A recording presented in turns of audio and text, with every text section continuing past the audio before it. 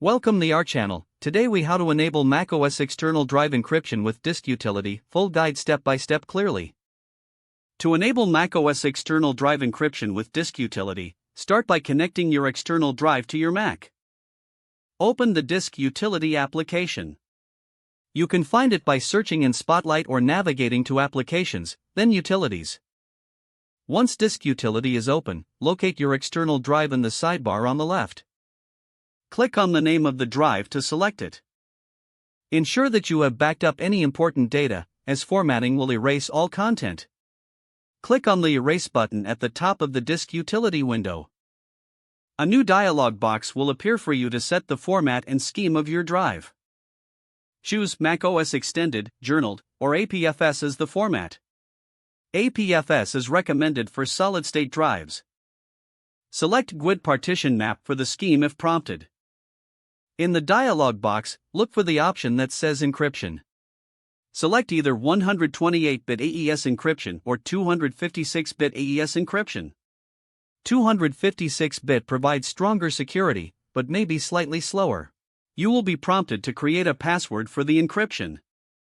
Choose a strong password and confirm it in the provided field.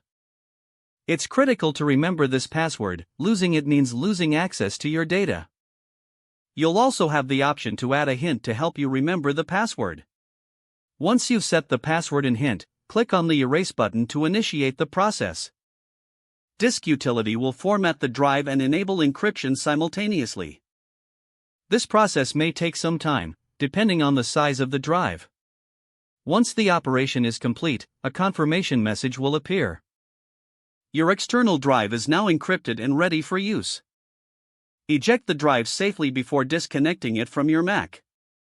When you reconnect the drive in the future, you will need to enter the password to access your files. You have successfully enabled external drive encryption using disk utility. If the page does not load, refresh the browser or try again in a private or incognito window. Make sure you are using the correct email address, then retype it carefully to avoid small typos. If your password is not accepted, use the reset option and create a new strong password you can remember. Check your spam folder for verification or security emails, then complete any requested confirmation steps.